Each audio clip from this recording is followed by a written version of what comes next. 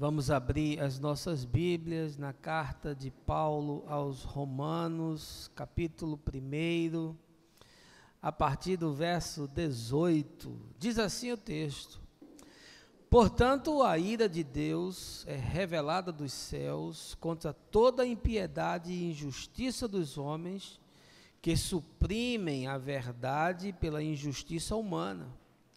Pois o que de Deus se pode conhecer é evidente entre eles, porque o próprio Deus lhes manifestou. Pois desde a criação do mundo, os atributos invisíveis de Deus, seu eterno poder, sua natureza divina, têm sido observados claramente, podendo ser compreendidos por intermédio de tudo que foi criado, de maneira que tais pessoas são indesculpáveis. Porquanto, mesmo havendo conhecido a Deus, não o glorificaram como Deus, nem lhe renderam graças. Ao contrário, seus pensamentos passaram a ser levianos, imprudentes, e o coração insensato deles tornou-se em trevas. E proclamando-se a si mesmos como sábios, perderam completamente o bom senso. E trocando a glória do Deus imortal por imagens confeccionadas conforme a semelhança do ser humano mortal, bem como de pássaros, quadrúpedes e répteis, por esse motivo Deus entregou tais pessoas à impureza sexual, segundo as vontades pecaminosas do seu coração, para a degradação de seus próprios corpos entre si, porquanto trocaram a verdade de Deus pela mentira e adoraram objetos e seres criados em lugar do Criador, que é bendito para sempre. Amém. E por essa razão Deus os entregou a paixões vergonhosas. Até suas mulheres trocaram suas relações sexuais naturais por outras, contrárias à natureza. De igual modo, os homens também abandonaram as relações sexuais naturais com suas mulheres e se inflamaram de desejo sensual uns pelos outros. Deram então início à sucessão de atos indecentes, homens com homens, e por isso receberam em si mesmos o castigo que a sua perversão requeriu. Além do mais, considerando que desprezaram o conhecimento de Deus, eles mesmos os entregou aos ardis de suas próprias mentes depravadas, que os conduz a praticar tudo o que é reprovável. Então tornaram-se cheios de toda espécie de injustiça, maldade, ganância e depravação. Então, empanturrados de inveja, homicídio, rivalidades, engano e malícia, são bisbilhoteiros, caluniadores, inimigos de Deus, insolentes, arrogantes e presunçosos, vivem criando maneiras de praticar o mal, desobedecem a seus pais, são insensatos, desleais, sem amor e respeito à família, sem qualquer misericórdia para com o próximo. E apesar de conhecerem a justa lei de Deus, que declara dignos de morte todas as pessoas que praticam tais atos, não somente os continuam fazendo, mas ainda aprovam e defendem aqueles que também assim procedem. Essa é a palavra do Senhor, irmãos. Um texto duríssimo do apóstolo Paulo, escrito para a comunidade dos discípulos em Roma, e que a gente quer hoje esquadrinhar, a gente quer analisar. A gente quer tirar lições que são preciosas para a nossa vida, mas a gente precisa que o texto salte das páginas da Escritura, ganhe na nossa consciência entendimento e se desdobre depois no nosso caminhar e na existencialidade da nossa fé, sem o qual o texto não tem qualquer proveito. Masayuki Ozaki, você já ouviu falar, não? É um fisioterapeuta japonês de 45 anos, que foi notícia essa semana, porque ele está se relacionando com uma boneca de silicone, com quem faz amor, sai para passear e conversa sobre suas frustrações e medos. Agora, o mais alarmante nisso é que ele não é o único. No Japão, assim como em outros países do mundo, cresce o interesse de homens viúvos, divorciados e até solteiros em ter bonecos como companhia sentimental. Senji Nakajima, um empresário casado, 62 anos, pai de 2 filhos, foi um outro entrevistado nessa reportagem da France Press, que afirmou que a sua boneca não é vista como um objeto sexual, mas como um ser que tem alma. E ele conclui dizendo: nunca me passaria pela cabeça enganá-la, nem com uma prostituta, porque para mim ela é humana. Apesar de parecer novidade, o tema já é tratado como negócio há pelo menos uma década. Exemplo de sucesso nesse mercado é o caso da empresa Real Dolls, bonecas reais, nos Estados Unidos, que é especializada em bonecas sexuais. Uma loja onde você monta a sua boneca do seu jeito e recebe ela em casa pelo FedEx. Ainda em 2006, o Dr. Henry Christensen, especialista em robótica pela Universidade de Estocolmo, advertia que muito em breve os humanos fariam sexo com robôs. Mais enfático ainda foi David Levy, especialista em inteligência artificial, que disse que até 2050, robôs terão a capacidade de se apaixonar por seres humanos e se tornar romântica e sexualmente atrativos para eles. Portanto, se você, humano, em condições de solteirice, está aí desesperado, tenha calma. Muito em breve você poderá escolher o seu amor robô, na versão Brad Pitt ou Angelina Jolie, conforme o gosto, e vai viver com ele até que a ferrugem os separe. Hollywood tem abordado esse tema das máquinas com sentimentos há muito tempo. Eu lembro de ter assistido em 1982, um dos melhores filmes da minha vida, chamado Blade Runner, Caçador de Androides, com Harrison Ford, no qual ele faz o papel de um policial que está apaixonado por uma androide. De lá para cá, a produção desse tipo de filme só aumentou. Star Trek, Star Wars, Transformers, X-Men, dentre outros tantos do gênero. E aí foi justamente pensando sobre isso que me surgiu a inevitável questão: será possível que num futuro próximo homens e máquinas vão se misturar, vão se fundir, vão se simbiotizar, dando origem a um outro tipo de ser?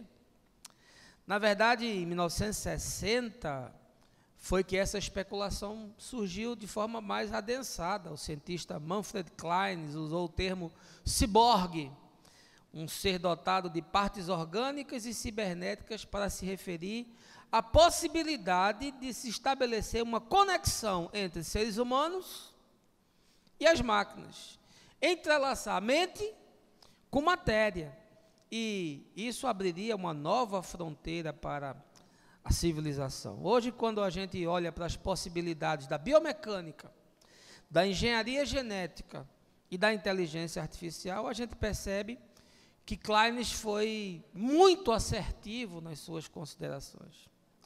O que me moveu para esse assunto não foi propriamente as questões técnicas, nem mesmo as éticas, que envolvem essa grande revolução, mas a necessidade de investigar um campo que é muito pouco considerado nessas circunstâncias, que é o campo espiritual e também o campo psicossocial. Que nós estamos diante de uma nova era, onde os seres vão ser metagênero, não há mais nenhuma dúvida. É só você olhar a anatomia do que está acontecendo no tempo em que nós existimos, no que diz respeito a essas questões de identidade sexual e o surgimento dos transgêneros. Mas o que se nos apresenta agora, conjuntamente, é a hibridização do ser humano com as máquinas. Algo que vai ser, ao meu ponto de vista, algo que vai alterar violentamente a maneira como a sociedade humana vai viver nos próximos séculos. Homem amando máquina, máquina fazendo trocas emocionais e físicas com as pessoas. O que vai suceder disso? Que tipo de desdobramento sociológico vai acontecer? Será que isso vai determinar a dessensibilização, a desumanização final do ser humano em relação ao seu próximo? Chaplin pudesse viver esse tempo, certamente diria: máquina é o que sois, não mais homem. Terá a ciência dado o passo final para criar seres que são a imagem e semelhança do homem? Ou teremos nós o poder de dar vida a criaturas que possuem sentimentos e sensações? Seremos como Deus?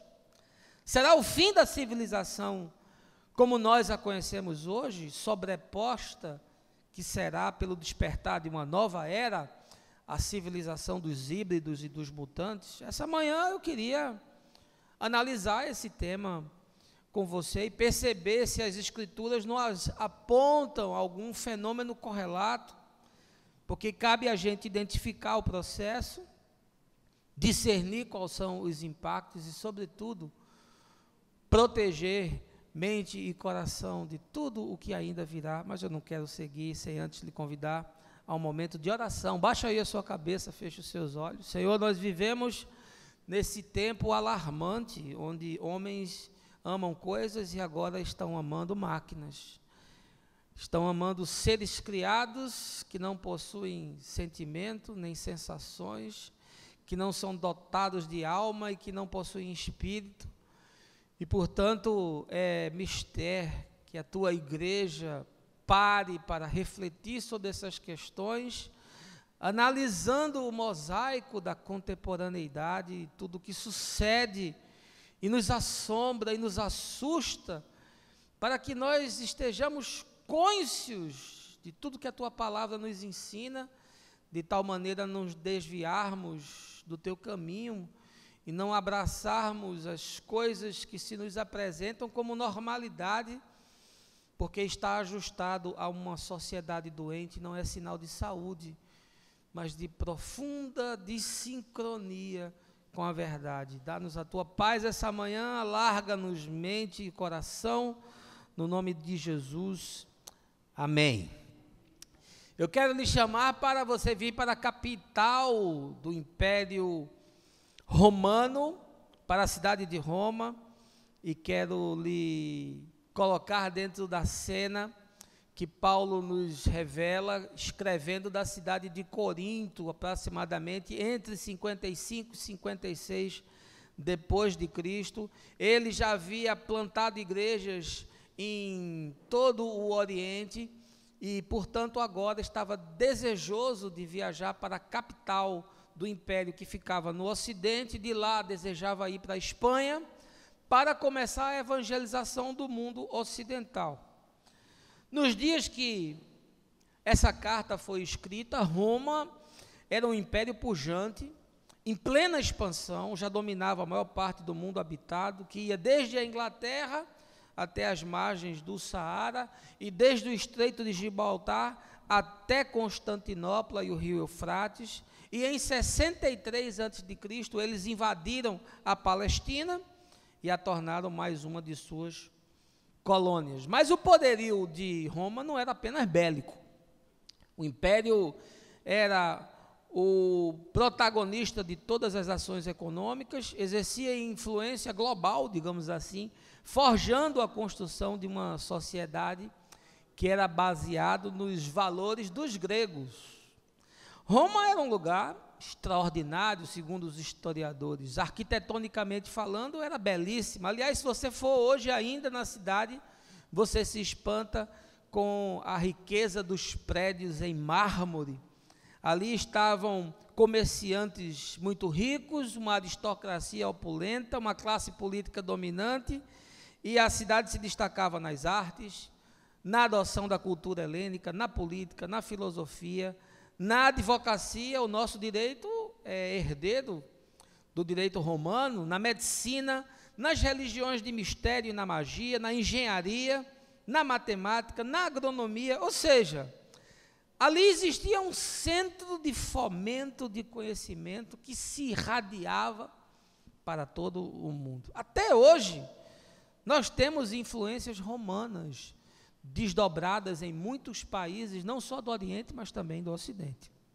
Agora, quando nós lemos esse primeiro capítulo da carta de Paulo, que foi endereçado para a comunidade dos fiéis, dos irmãos, o que nós percebemos na sua descrição é justamente o contrário de tudo o que nós lemos agora em termos de relato histórico. A minha tese é que o apóstolo fez uma leitura, não só existencial, mas também espiritual daqueles dias, e ele anteviu o fenômeno que estava já em operação, e aproximadamente 400 anos antes da ruína final do Império Romano, ele deu o veredito de que tudo já estava caminhando para a destruição. Se você for estudar a história, você vai perceber que essas questões que Paulo trata no capítulo 1 são justamente o que levou o Império a desmoronar, pôs o fim na Idade Antiga e começou a Idade Média. Roma brilhava por fora, mas apodrecia por dentro. Seus costumes eram decadentes, havia o hábito de se praticar as mais terríveis maldades. E no centro de tudo o que acontecia estava um povo cego, iludido pelas benesses de um Estado obeso e ainda divinizando o imperador que não passava de um homem. Os romanos eram extremamente materialistas, viviam em função dos bens que pudessem ajuntar ao seu redor, e para possuir esses bens eles não tinham nenhum escrúpulo, faziam qualquer coisa que fosse necessária. A mentira era a regra para se obter vantagens comerciais, e era muito comum a prática de violência nas ruas. Sendo uma geração materialista, eles não mediam esforços para buscar qualquer tipo de prazer carnal que pudesse ser concebido, e aí a imoralidade sexual era impensável.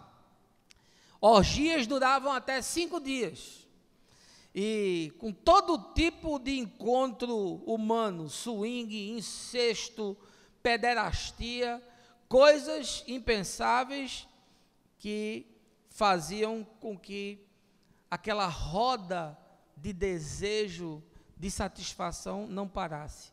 A justiça nos tribunais era apenas para quem tinha dinheiro.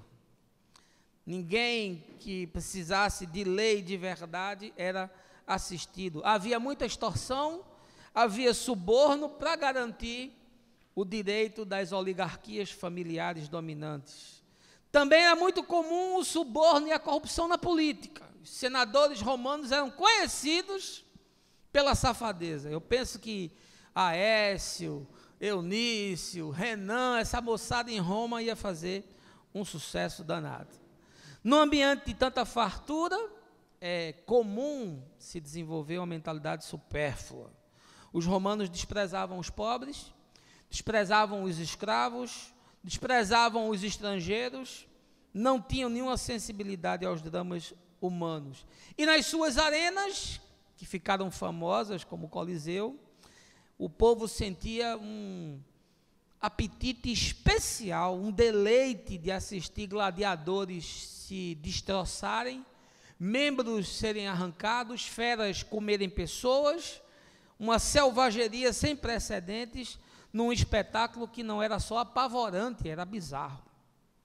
A verdade é que Roma imperial era muito parecida com o Rio de Janeiro, com São Paulo, com Brasília, com Nova York, com Amsterdã, com Ibiza, com Londres, com Paris, com Tóquio, ou com qualquer outra grande cidade do mundo contemporâneo. O que a história nos mostra é que o resultado último desse hedonismo coletivo não foi progresso, não foi igualdade, não foi liberdade, não foi fraternidade, mas uma devassidão movida a egoísmo, perversidade, que pôs a decadência espiritual daquela geração que levou inevitavelmente a um colapso social. Eu olho para esse tempo, meus irmãos, que nós estamos vivendo e faço essas ligações entre o que a história produziu, o que nós estamos experimentando, e fica notório para mim que o Império Romano fechou um ciclo. Não é só um ciclo separando as fases da história, é um ciclo da humanidade, da civilização. Aquela geração estava no ponto de mutação, assim como eu acredito que a nossa também está. Nos próximos séculos, eu não tenho nenhuma dúvida, o que a humanidade vai assistir é o desmonte da civilização como nós a conhecemos. Nós estamos apenas no início da espiral, mas o fenômeno vai se adensar rapidamente e culminará associado a outros muitos cenários e elementos com a destruição total desse mundo e de seus habitantes. O que nós estamos vendo em termos de acontecimentos ainda é só o prenúncio das dores.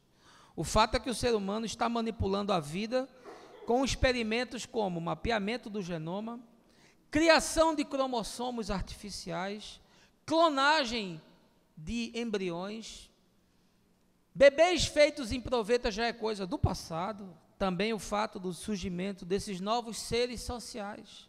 Os híbridos de máquinas com sentimentos humanos através da inteligência artificial, da biomecânica, dos biochips, e os mutantes, que são seres metagênero, que podem fazer simbiose. E isso tudo, para mim, é o indício de que essa civilização está condenada à ruína, assim como aquela que Paulo viu também estava. O que me cabe diante de tudo isso, como pregador e mestre do Evangelho, é alertar a todo homem que se avizinha à anatomia da tragédia e tentar nos levar a perseverar e a preservar a nossa boa consciência e fé em Jesus. O que eu creio é que esse fenômeno que operava nos dias de Paulo é o mesmo que opera hoje. É a mesma maquete, é a mesma fenomenologia, são as mesmas arquetipias, e, portanto, eu quero retornar ao texto de Romanos para que a gente possa identificar o que aconteceu, o que está acontecendo e ficar munido de informação para fazer escolhas, para tomar decisões e para caminhar. A mensagem é expositiva, tudo está no texto. Eu queria analisar os 7 fenômenos que Paulo percebeu no Império Romano e que levou à destruição daquela civilização, de tal forma a que você compreenda que são os mesmos que estão acontecendo no nosso dia. Volte lá, Romanos capítulo 1, primeira coisa que nós percebemos que o apóstolo nos ensina é que o castigo iminente é resultado de toda a negação da verdade e da bondade de Deus. Veja aí os versos de 18 a 20. Portanto, a ira de Deus é revelada dos céus contra toda impiedade e injustiça dos homens que suprimem a verdade pela injustiça humana. Pois o que de Deus se pode conhecer é evidente entre eles, porque o próprio Deus lhes manifestou.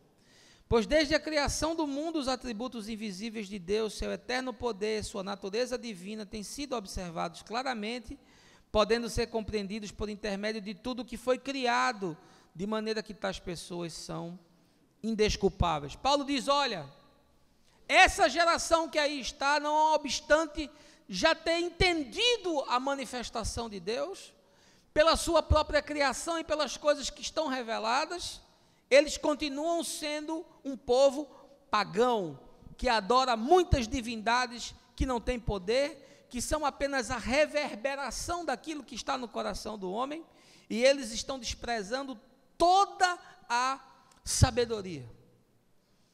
Ele viu, olha, isso é o motor que vai fazer mover a máquina de destruição que vai levar ao consumo dessa geração. Paulo identificou o fenômeno.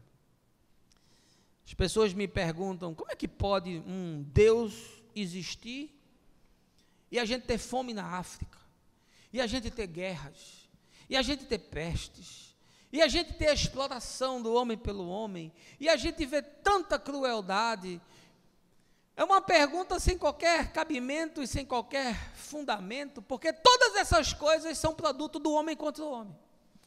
Você sabia que há hoje no mundo a capacidade de produzir alimento para 9 bilhões de pessoas?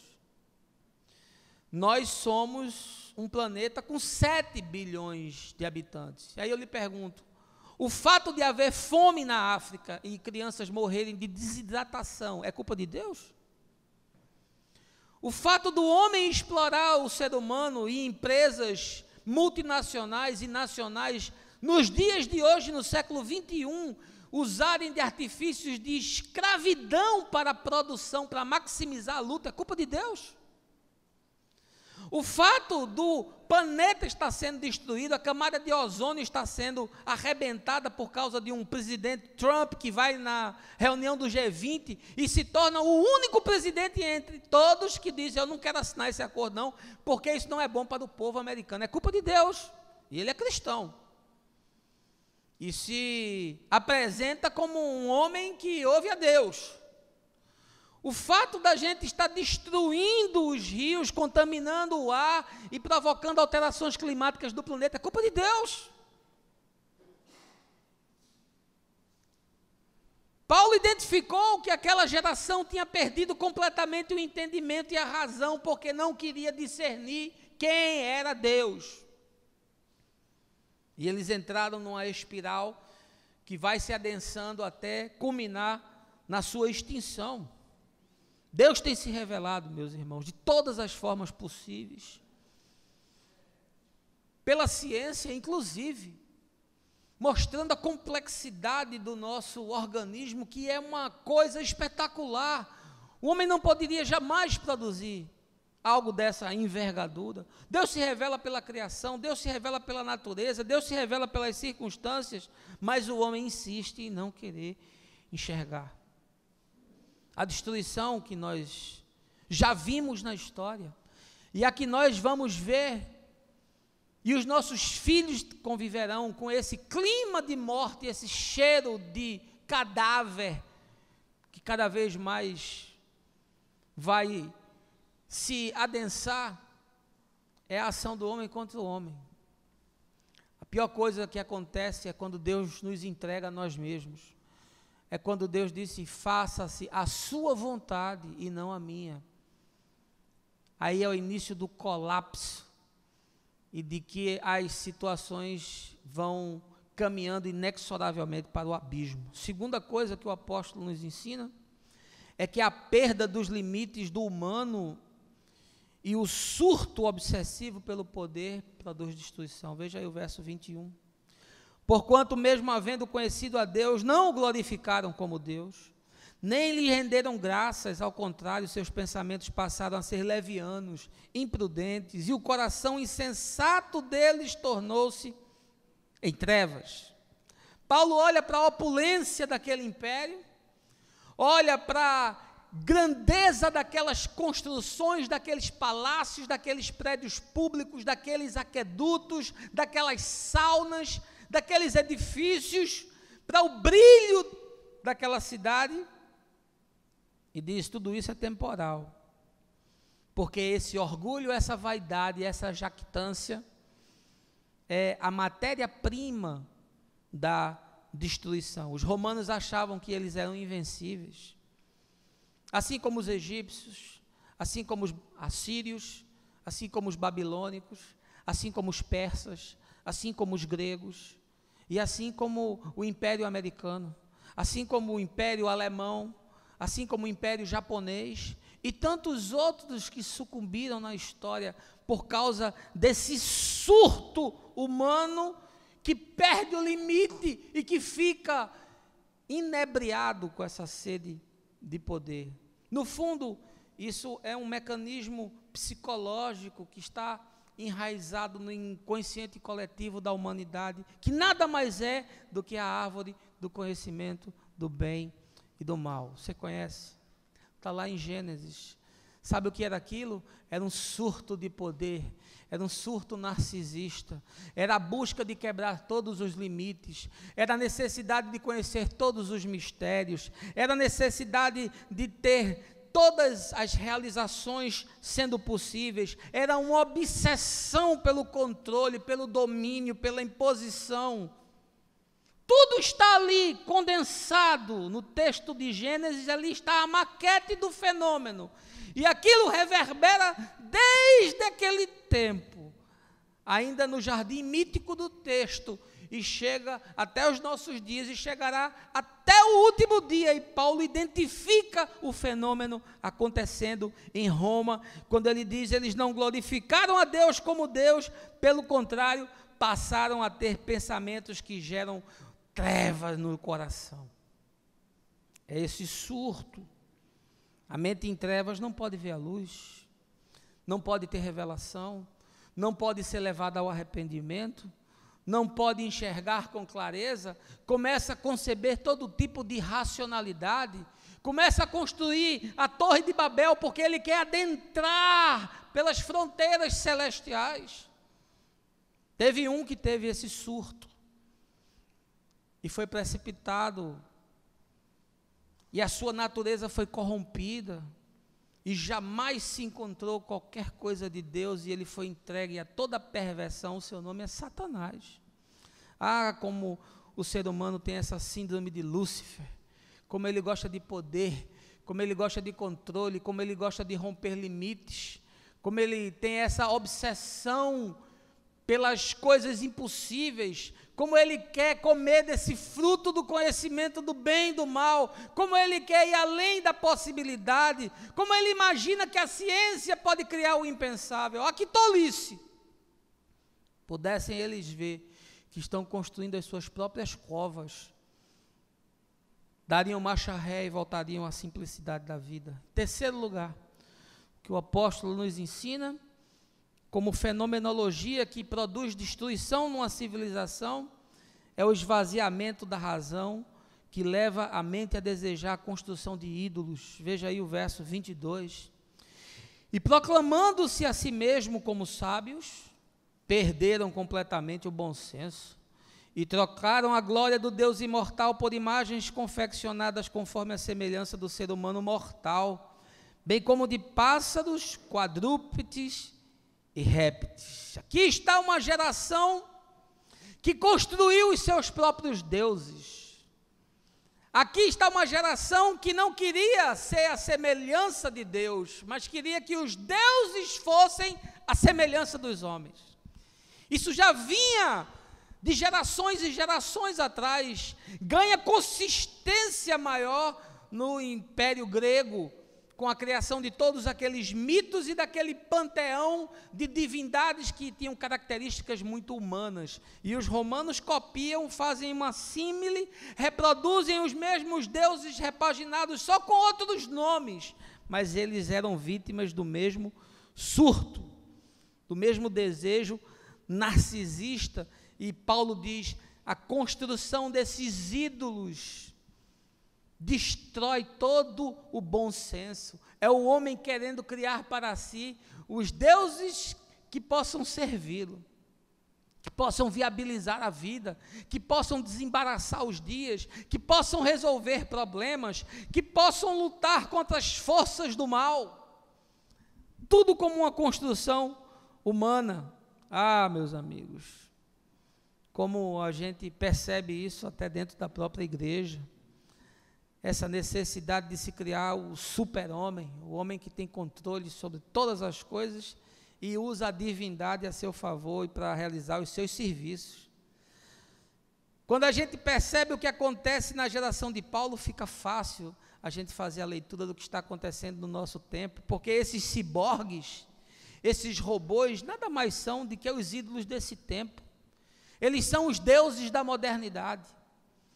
Eles são agora os arquétipos, eles são as maquetes que foram projetadas do mundo antigo da subjetividade, da meta-realidade, dos desenhos apenas do ponto de vista da construção mental, mas agora eles ganharam forma, materialidade e vida.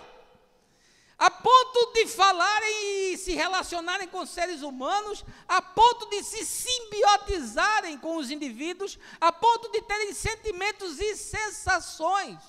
Veja o que nós estamos criando. E qual é a anatomia do fenômeno? É a produção de seres sem gênero. O que é uma máquina? É um ser sem gênero. E o que é que nós vemos como fenômeno social acontecendo a céu aberto? É a perda do gênero. São as pessoas que são agora transgêneros. É agora o pai que teve um filho no Canadá, que disse que não vai colocar sexo na certidão de nascimento, não, porque ele vai ter que escolher qual é o sexo que ele vai ter. A loucura do homem, a perda da sensatez total, a necessidade de transformar a exceção na regra. Foi isso que matou Roma, e é isso que vai matar a nossa civilização. Transgênero vai ser apenas mais uma das formas, porque o que nós vamos ter são fusões biocibernéticas, mutantes que vão aparecer misturados com máquinas, coisas impensáveis, coisas que vão levar a Escritura a se cumprir quando diz: os homens vão desmaiar de terror. É o que nos aguarda. Sabe por quê? Porque nós estamos produzindo agora os nossos próprios deuses. Nós nos tornamos uma indústria de construção de ídolos, e os nossos ídolos agora terão poderes sobrenaturais, serão seres biônicos, poderão realizar coisas impensáveis. Isso é o desenho, isso é a demonstração do que está acontecendo, e eu quero lhe chamar a atenção, e quero chamar a sua atenção, você que me escuta, para você fazer a leitura correta do que está se desenvolvendo, porque isso vai produzir um ciclo de morte e não um ciclo de vida. Quarta coisa que o apóstolo nos ensina é que a degradação da sexualidade com a inevitável banalização do amor é um fenômeno que destrói a civilização. Veja aí o verso 24. Por esse motivo, Deus entregou tais pessoas à impureza sexual, segundo as suas vontades pecaminosas do seu coração, para a degradação de seus próprios corpos entre si. E por essa razão, Deus os entregou a paixões vergonhosas, até suas mulheres trocaram suas relações sexuais naturais por outras contrárias à natureza. De igual modo, os homens também abandonaram as relações sexuais naturais com suas mulheres e se inflamaram de desejo sensual uns pelos outros. Deram então início à sucessão de atos indecentes, homem com homem, e por isso receberam em si o castigo da sua perversão. Paulo diz: olha, quando você faz uma leitura de uma sociedade ou de uma civilização onde o amor se extinguiu, e a carne e os desejos e os impulsos e todo tipo de inclinação sexual bestial se estabeleceu, saiba, isso é o princípio do fim. Isso vai produzir uma destruição. E o que era o Império Romano? Era uma Sodoma maximizada. Aqui os advogados da luta contra a homossexualidade humana, aqui os que são defensores de todo tipo de perseguição àqueles que são diferentes, se apoiam, mas sem conhecer o painel, o mosaico histórico sobre o qual Paulo está escrevendo. Ora, Paulo está falando aqui não da relação monogâmica estável, comprometida, de pessoas do mesmo sexo. O que Paulo está falando aqui é de bacanais que duravam dias, e que todo mundo tinha relação com todo mundo, que famílias inteiras iam para esses lugares, e daqui a pouco o filho está transando com a mãe, o pai está transando com a filha, tem 4, 5, 6 pessoas fazendo orgia, suruba, swing, coisas que são impensáveis, todo tipo de pederastia, escravos que eram levados para serem serviciados, coisas impensáveis. É sobre esse pano de fundo que Paulo está escrevendo. Portanto, a gente tem que ter uma leitura correta do texto e ser honesto com aquilo que está dito. Aqui, o que está sendo relatado é a total diluição da solução interior das pessoas. E Paulo diz, quando isso acontece, quando o sexo é banalizado, quando se brinca com relações que não são só trocas físicas, mas são trocas de alma e são trocas de espírito, o que acontece como produto final é a destruição do amor. Portanto, muito mais importante do que ser uma questão moral, é que é uma questão espiritual. Porque o desdobramento último é a morte do amor. Você quer que o seu mundo se acabe, meu irmão? Basta que o amor morra dentro de você. E sabe por quê? Porque eu e você fomos criados por amor. E nós somos seres dotados da capacidade de amar. Portanto, esse é o motivo central, essa é a pedra fundamental da nossa existência, é o amor. Portanto, aquele que ama, diz o apóstolo João, conhece a Deus. Se você tirar do ser humano a experiência do amor, o sentimento do amor, a privação do amor, você desconstrói o indivíduo, que fica ali, é apenas um corpo sem vida. E Paulo diz que essa devassidão sexual, sem limite, começa a produzir o fenômeno que vai destruir, vai matar uma civilização, porque ele mata o amor. E o que é o amor? Ora, o amor é a capacidade de você se negar pelo outro. O amor é a capacidade de você servir o outro. O amor é a capacidade de você suportar o outro na sua fraqueza, na sua fragilidade, nas suas inconsistências, nas suas incongruências. O que é o amor? O amor é o desejo de ver o outro feliz e de fazer tudo para viabilizar tal situação. Isso é amor. Porque amor é uma coisa divina, que se instala no homem, sobretudo pela via do novo nascimento. Dar-vos-ei um coração de carne, capaz de amar. O que Jesus fez foi motivado pelo amor. A criação é um ato de amor. E a destruição será um ato de amor. Tudo é feito por amor. E Paulo diz, quando você mata isso, você está desconstruindo a possibilidade de existência civilizada, de sociedade. O que são seres mecânicos, com sentimentos implantados, com membros biônicos recobertos de pele sintética? O que é isso? É gente dotada de amor? Não, não é. O que nós estamos criando são monstros que vão produzir psicossocialmente todo o fenômeno de desconstrução do indivíduo. Sabe por quê? Porque um robô programado para amar não é igual a uma pessoa. E como o ser humano gosta de controlar, gosta de usurpar, gosta de manipular, gosta de esmagar, ele vai preferir o robô às pessoas. Porque o robô vai fazer tudo o que ele quer e se encher o saco, ele desliga. E você não pode fazer isso com a sua mulher, você não pode desligar ela. Era bom se tivesse vindo com o botão on-off, mas não veio. Você tem que amar. Você já imaginou o impacto social dessas coisas? E aqui eu estou sendo muito sucinto, estou dando só um verniz muito superficial. É a impureza quem vai tornando o indivíduo bestial. É a impureza que vai fazendo com que você olhe para o outro como um pedaço de carne. E quanto mais relações se davam, mais possessões haviam no ser, porque todos aqueles encontros fortuitos produziam a possessão de um indivíduo pelo outro, eram espíritos sendo simbiotizados, passando de pessoa para outra, maldade, toda perversidade, ódio, amargura, frustração, e aquilo ia passando de um indivíduo para o outro, naquele swing, naquela suruba sem precedentes.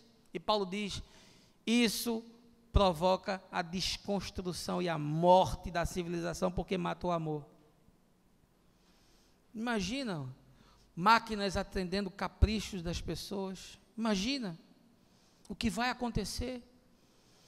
Imagina que as pessoas vão querer se relacionar mais com máquinas do que com seres humanos. Imagina. Projeta isso em escala. Projeta empresas fabricando pessoas do jeito que você quer, com o perfil que você quer. Imagina você comprar uma mulher 2.0, loura de olhos azuis, com corpo escultural que não fica velha, que faz tudo o que você quer, coisas impensáveis, um atleta sexual que não cansa. Imagina, e que ainda ouve, ainda conversa, ainda é compreensível. Imagina o impacto disso nas relações humanas. A morte do amor, a morte do outro, a morte da percepção do outro, a morte da singularidade do outro. Paulo diz, é a espiral que mata tudo. Quinto lugar, nós vemos no texto de Romanos, tão atual, meus irmãos. Está a 2000 anos da gente, mas é tão atual. O culto ao empreendimento e às invenções, tendo como resultado o surto tecnológico megalomaníaco coletivo. Veja aí, verso 25. Porquanto trocaram a verdade de Deus pela mentira, e adoraram objetos e seres criados em lugar do Criador, que é bendito para sempre. Amém. Paulo diz, olha, você quer ver uma característica de uma sociedade que entrou em colapso? Você quer ver a característica de uma civilização que está num surto que é irremediável de destruição? Perceba que há um culto ao empreendimento e às invenções. Sabe o que é isso? É a gente ficar assustado com as coisas que a gente mesmo faz. Os romanos com seus palácios, com seus edifícios, com a sua tecnologia de engenharia, com as suas criações e seus avanços na agronomia, eles olharam para tudo aquilo e disseram, poxa, como a gente é grande. O texto fala que eles começaram a observar e amar e adorar os objetos e os seres que eles criaram, aquelas imagens de pedra, aqueles animais que começaram a ser divinizados e as suas produções intelectuais. Quando isso acontecer, tenha certeza que nós estamos num processo de destruição. Você já viu mais idolatria do que o homem contemporâneo tem com as suas próprias criações? Desde a modernidade nós matamos Deus. Nietzsche diz, nós o matamos, vós e eu. Nós matamos Deus e tiramos o modelo de um mundo teocêntrico e colocamos o homem em seu lugar, e colocamos a ciência como a nossa religião, e colocamos a tecnologia como nosso bem maior. E eu lhe pergunto, tanta tecnologia, o mundo está melhor? Tanta evolução, o mundo está melhor? Há menos guerra, há menos fome, há menos morte, há menos exploração, há menos desincronia nas trocas humanas? Não. Quanto mais tecnologia, mais nós vemos o homem se fechando em si mesmo e se perdendo nesse seu surto megalomaníaco. Isso aconteceu com os romanos, está acontecendo conosco. É essa elevação, é esse endeusamento, é esse culto àquilo que nós produzimos. Veja como nós somos extraordinários. Veja que nós podemos, hoje, manipular o genoma. Veja que nós podemos criar cromossomos, já é possível.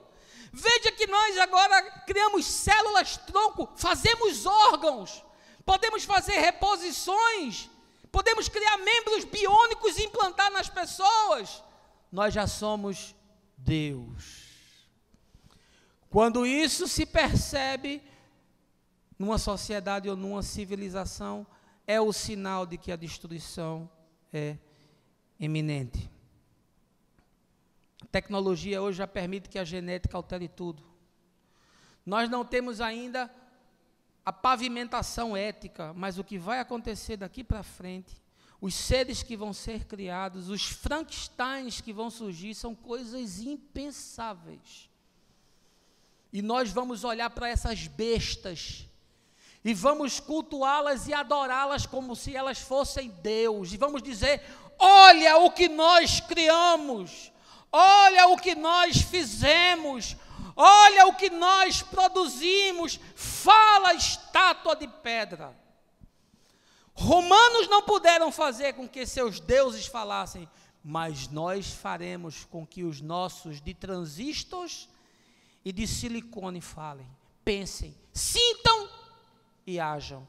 E há até quem pense que eles serão capazes de amar. Essa será a besta que vai se levantar e que vai ser adorada. Você pensa que o dragão do qual João fala é um animal bizarro de história de Harry Potter? Não, meu amigo. Os dragões serão as construções humanas. As bestas que se levantarão serão feitas por nós. E elas nos atormentarão. E elas nos iludirão. E elas nos levarão à destruição. 6º lugar, o apóstolo, na sua carta à comunidade dos discípulos em Roma, nos ensina que a perda dos referenciais éticos e morais que pautam a vida social é o prenúncio da destruição. Veja aí o verso 28.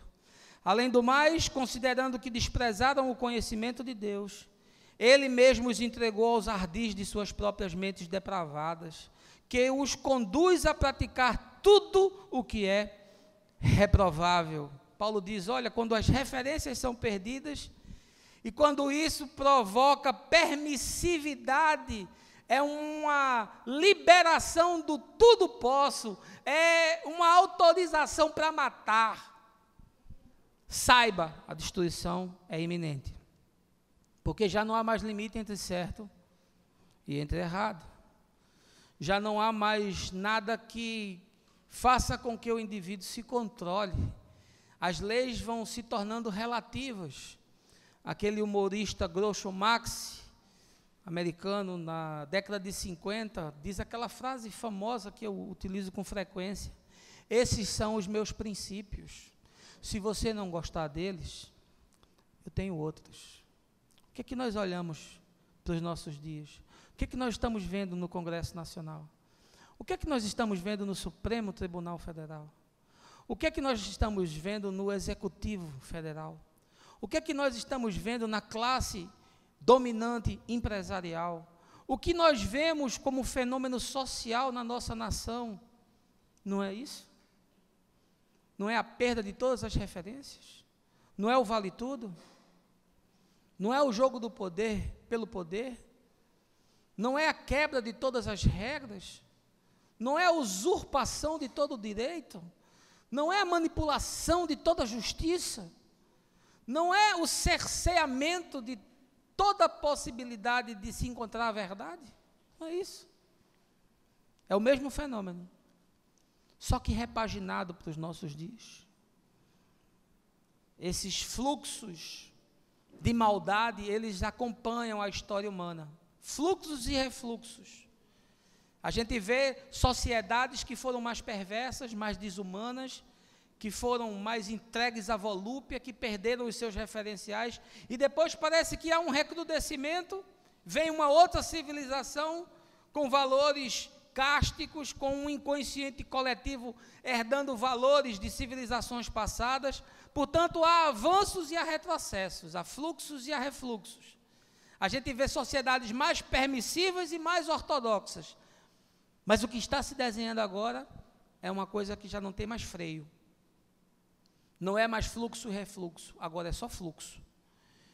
E vai pavimentando e construindo as vias e as infovias e as vias existenciais para que o mal se revele em definitivo e produza aquilo para o qual ele está determinado a fazer. E em último lugar, o texto de Paulo nos revela que a destruição de todo o tecido social que viabiliza a civilização é mais um dos fenômenos de desconstrução. Veja aí o verso 29. Então tornaram-se cheios de toda espécie de injustiça, maldade, ganância e depravação. Estão empanturrados de inveja, homicídio, rivalidade, engano e malícia. São bisbilhoteiros, caluniadores, inimigos de Deus, insolentes, arrogantes, presunçosos. Vivem criando maneiras de praticar o mal, desobedecem a seus pais, são insensatos, desleais, sem amor e respeito à família, sem qualquer misericórdia para com o próximo. Veja que Paulo chega agora à conclusão da sua análise. Parece que ele vai construindo em camadas o fenômeno, ele vai revelando quais são os elementos que vão produzindo a tragédia, ele vai nos apresentando a arquetipia do processo, ele vai nos trazendo, através de uma leitura muito mais espiritual do que existencial, o que está para acontecer. O que eu acho mais extraordinário desse texto de Romanos 1 é que Paulo está 400 anos antes do Império ruir. Ele não está analisando uma situação caótica, ele não está analisando uma sociedade em falência, ele não está analisando uma civilização economicamente inviável, ele não está analisando um povo que, do ponto de vista militar, não tem capacidade de defesa, não tem capacidade de empreender. Paulo está vivendo os dias do apogeu, ele está vivendo os melhores dias de Roma. Mas a leitura que ele faz é que aquilo é bonito por fora, mas está podre por dentro. Você consegue fazer essa leitura do seu tempo? Você consegue perceber o que está acontecendo? Você consegue olhar para as instituições, para as empresas, para os mercados? Você consegue perceber o que está acontecendo? Que há uma besta se movendo? Que há principados e potestades orquestrando essas coisas? Ah, como a nossa igreja é demente, como ela é dormente, porque ainda estão ensinando Pedro, Tiago e João no barquinho, e não consegue alertar os fiéis desse tempo para fazer uma leitura histórica do que se passou, e para fazer uma leitura com a realidade dos fatos dos nossos dias, para a gente existencializar uma fé provocante e que provoque transformação na realidade do mundo. Que tragédia, meus irmãos, que nós estamos trancados dentro de templos, buscando dons sobrenaturais, caçando demônios, enquanto a sociedade está apodrecendo irremediavelmente. A leitura que Paulo faz é uma coisa que me assusta, porque ele olha para uma civilização que está no seu melhor e diz, vai cair.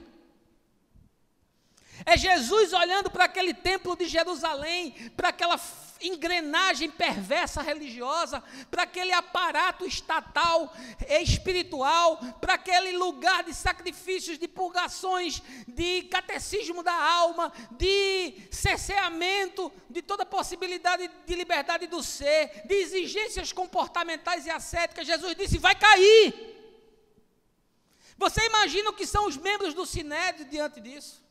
Você imagina o que era o sumo sacerdote diante disso? Ele disse, vai cair, não vai ficar pedra sobre pedra.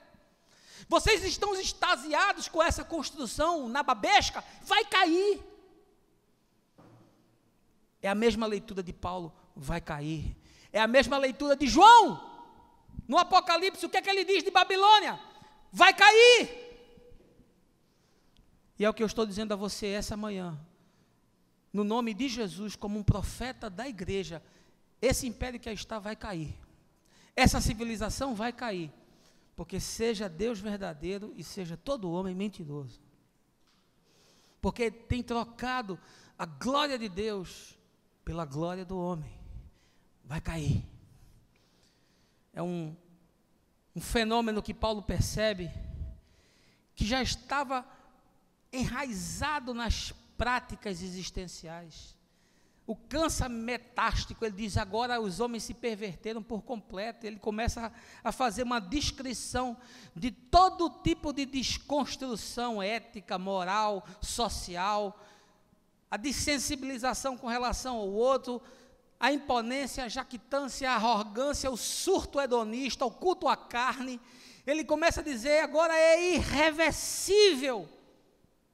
Não há mais como recompor.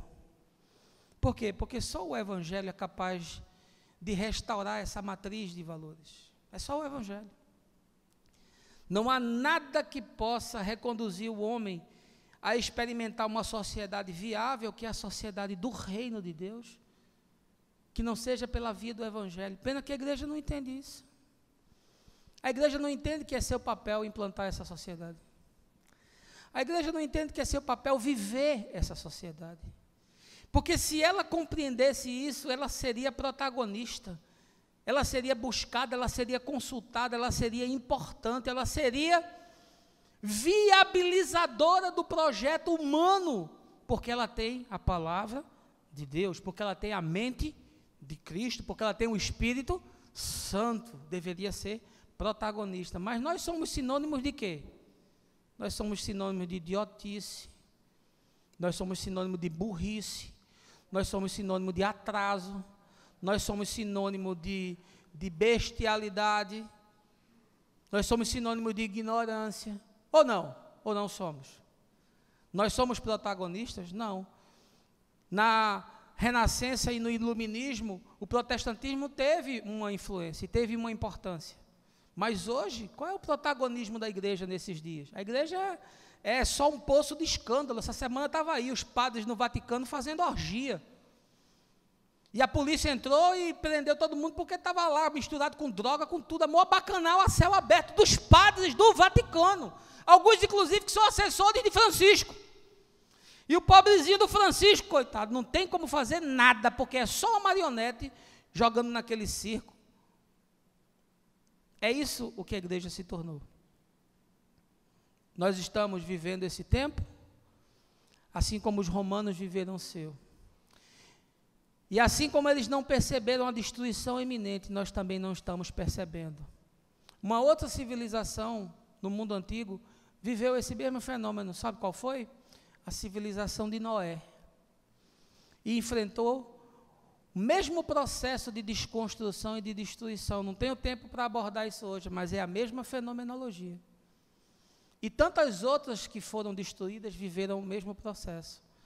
E cabe, meu irmão, a mim e a você, que temos discernimento espiritual, ao menos percebermos o que acontece, discernir os processos e os fenômenos e nos prepararmos para não sermos invadidos, para não sermos nós também simbiotizados com máquinas, com robôs, com mutantes e híbridos que vão produzir tudo isso que eu elaborei para vocês hoje. Simbiose de humanos com máquinas está acontecendo e a passos largos. Nós veremos muito em breve ciborgues tão reais quanto pessoas. E será muito comum os indivíduos se relacionando com eles, inclusive intimamente. Isso sem falar na hibridização do nosso próprio corpo físico com máquinas, que é uma outra revolução que a ciência já está produzindo. Não foi à toa que aquele físico Stephen Hawking alertou para o risco gravíssimo de que as máquinas podem, muito em breve, vir a dominar o mundo, e que, segundo ele, esse é um dos 3 elementos mais consistentes de provocar a destruição da civilização humana. É um físico ateu que está falando isso. E ele está revelando o que já acontece em tantos outros filmes de ficção, inclusive naquele que para mim é o best-seller, Matrix, onde as máquinas acabaram por produzir a dominação do homem. No passado, os seres humanos se misturaram com os anjos, trocaram as suas substâncias e nasceram os nefilins, conforme o que nós vemos em Gênesis capítulo 6. Agora, na mistura das pessoas com as máquinas, o que vai nascer não tem corpo físico, mas tem corpo espiritual.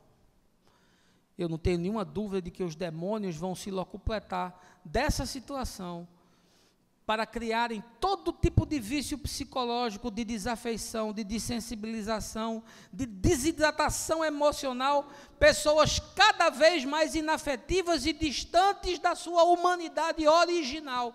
O que vai nascer do encontro do homem com a máquina é uma besta que vai habitar nas regiões espirituais e que vai produzir todo tipo de desconstrução psíquica e que vai produzir todo tipo de bestialização nas pessoas. Bonecos mecânicos não podem ser possessos, mas podem ser o canal para possessões psicológicas, fenômenos que são os mais destruidores da psique que nós conhecemos.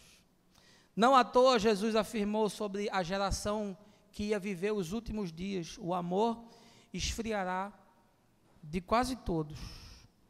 As máquinas podem ser programadas para amar, mas jamais poderão amar de verdade.